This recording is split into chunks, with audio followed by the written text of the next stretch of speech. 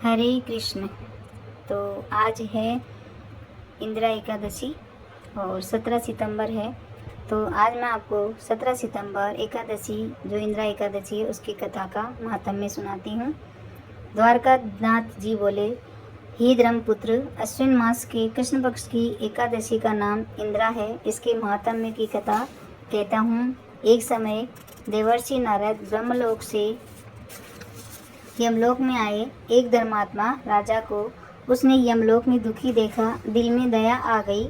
उसका भविष्य कर्म विचार कर महेश्वरमती नगरी में आए, जहाँ उस राजा का पुत्र राज करता था। राजपुत्र को कहने लगे, तेरे पिता को मैं यमराज की सभा में बैठा देख के आया हूँ। उसके पूरे कर्मों को भी मैं देख चुका हूँ। समस्त शुभ कर्म उसके स्वर्ग को देने वाले हैं।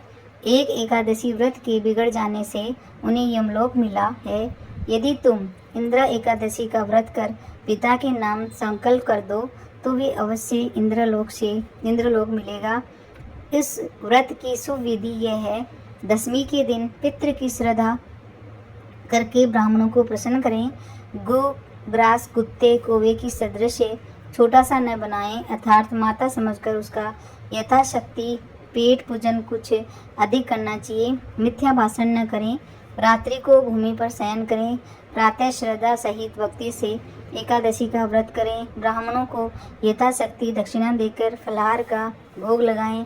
गौ माता को भी मधुर फलों से प्रसन्न करें। रात्रि को जागरण कर विष्णु भगवान का पूजन करें। ऐसी शिक्षा देकर नारद जी अंतर्ध्यान हो गए।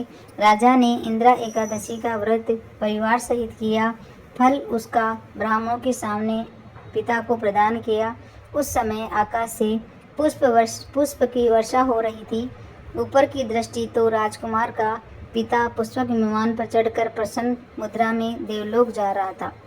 फलाहार, इस दिन शालिग्राम भगवान को पूजन करें। इस दिन तिल गुड़ का सागर होता है। एकादशी महात्म्य। 26 एकादशियों के महात्म्य का वर्णन।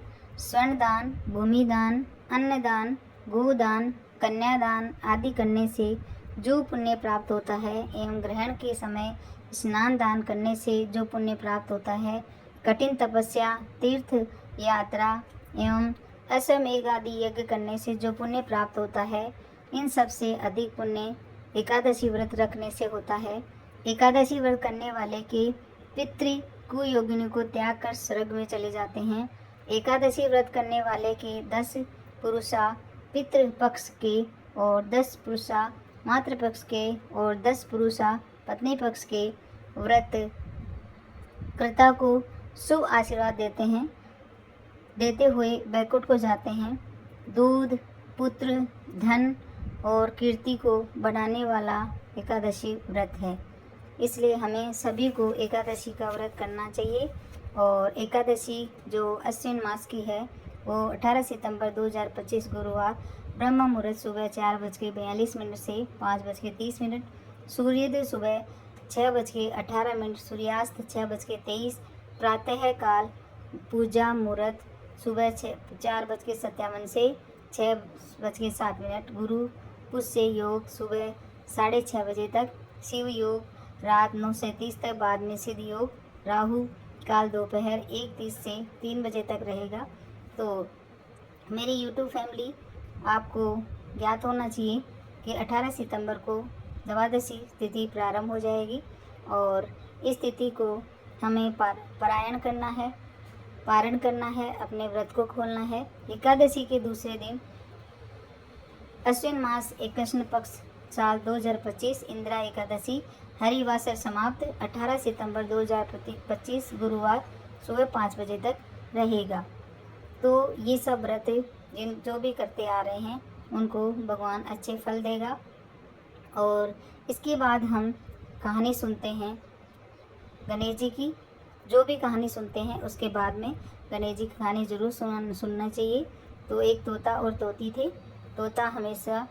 तोती हमेशा भगवान गणेश जी का भजन किया करती थी और अपने आराध्य देव के रूप में उनको बहुत मानती थी।